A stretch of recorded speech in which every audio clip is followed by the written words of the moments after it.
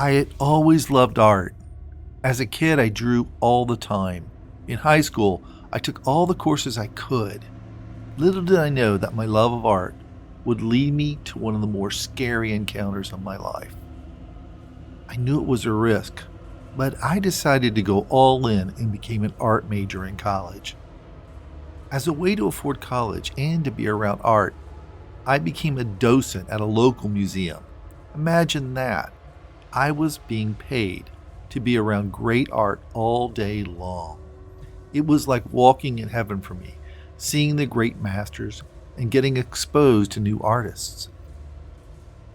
Then it all changed when a new exhibit came into the museum from a local artist. He was very talented, working in paint, drawings, and sculpture. But one of his sculptures gave off a seriously bad vibe to me. It was of a woman who I later learned was the artist's dead wife.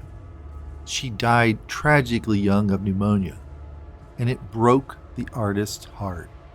To both memorialize her and to keep her alive in his mind at least, he sculpted her likeness in bronze. It was a striking piece of art, but every time I was around it, goosebumps ran up and down my arms. Sometimes I felt lightheaded when I was near it. One night I worked at a special gallery event for a new opening. It was a festive time and the event was catered. I think I drank a little too much champagne and it went to my head. So I decided to walk it off and wandered into the gallery. I wasn't paying much attention to where I was going as I walked toward the back of the museum where the sculpture was. That's when I heard whispering in the air. First I thought it was the voices from the party echoing off the walls, but then it became more distinct. It was a woman's voice. For some reason, it sounded like she was in pain, even tortured. The whispering increased in volume. I knew I should have turned around, but somehow I felt compelled to continue toward the whispers. It was like I was in a trance. Once I got into the section of the museum where the statue was, I started to feel lightheaded. As soon as I saw the statue, I was transfixed, as if it held me in what I could only call a spell. It was as if I were outside my body and someone or something was trying to enter my consciousness. The longer I stood there, the more I felt like I was losing myself.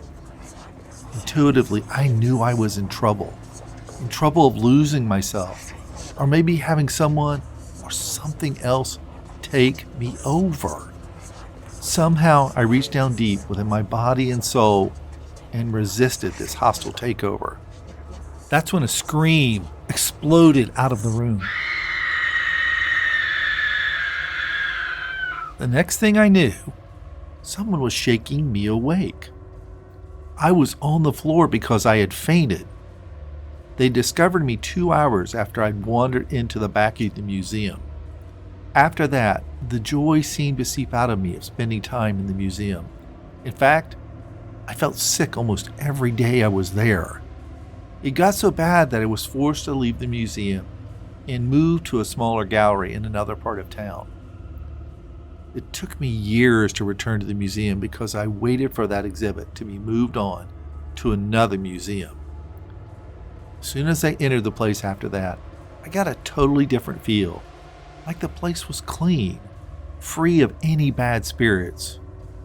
While I didn't return to working at the museum, all my experiences after that were good.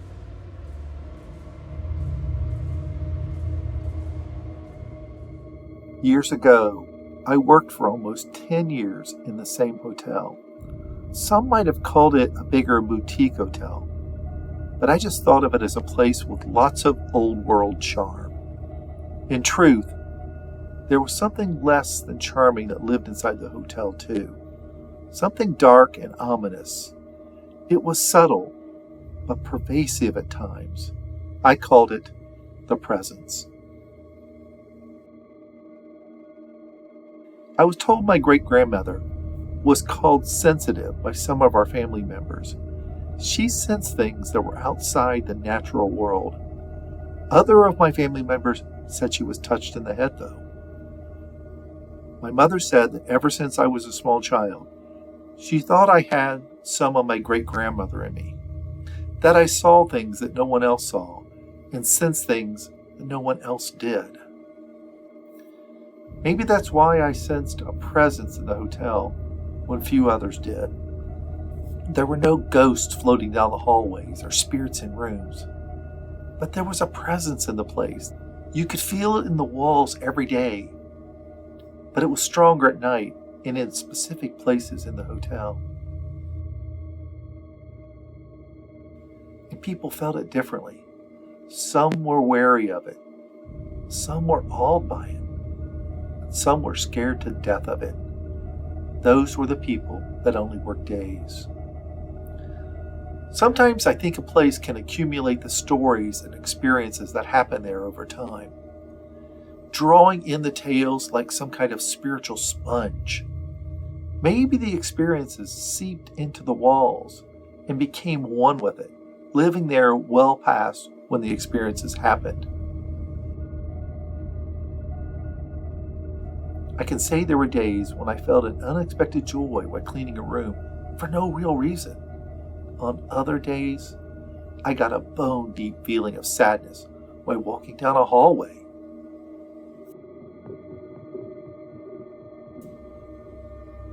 One specific place I felt the dark presence was in a back stairwell.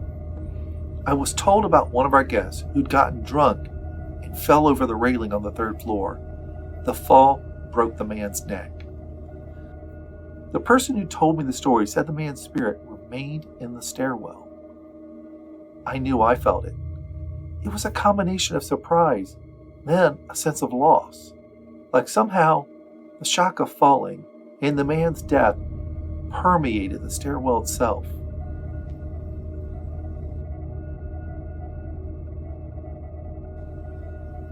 I only used that stairwell when I had to. Each time I did, it was like a sickness came over me. It made me think I had a fever. As soon as I got away from the stairwell, though, that fever would pass. There was only one other place where I had a similar feeling, but it was much more intense. It was a room in the back part of the hotel. I only had to go into that room once and refused after that single experience to ever enter it again. No one had an explanation of what happened in that room. I did learn that before the building had been turned into a hotel, it had been owned by a large extended family that used it not only as a house, but as a girls' school. The feeling I had when I entered that room was one of both evil and fear. Something dark and bad had happened in that room, and the presence of it almost brought me to my knees. My vision swam and my entire body became cold and clammy. I had to be led out of the room by one of the other workers who found me in a near state of unconsciousness. I vowed never to enter that room again. I learned what rooms to avoid and others to spend a little more time in because there was a warm glow that filled me from the inside out. It took time to learn where safety was and where the danger existed. Even years later, I can still remember that hotel and the presence that dwelled there.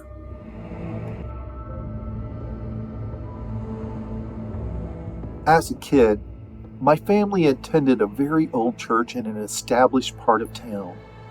A part of the reason I liked it was because of its rich history and old world architecture, but it also had a dark side, a side that seemingly everyone knew about, but few people talked about.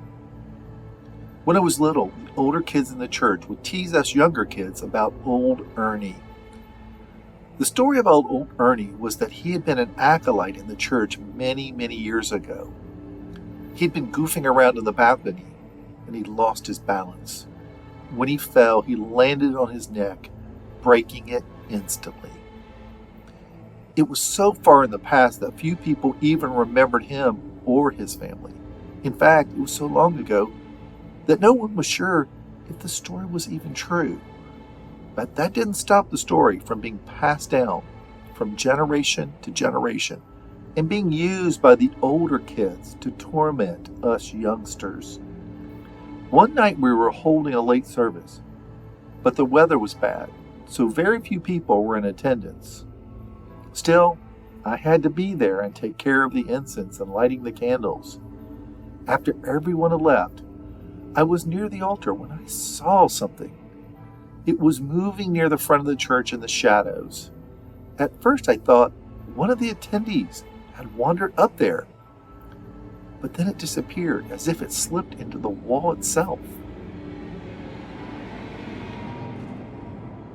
Then it came out of the wall a few feet away, and I knew the story of old Ernie was true. And I was having my first encounter with him. It wasn't totally alarming, but it was unsettling. The dead should not be wandering among the living. When I asked the other acolyte if he saw it, he told me he hadn't. So I was left wondering why, and if this little appearance was just for me. Even years later, I wondered what I truly saw. But it was my first and only time to see old Ernie. And to be honest, I was glad I never saw him again.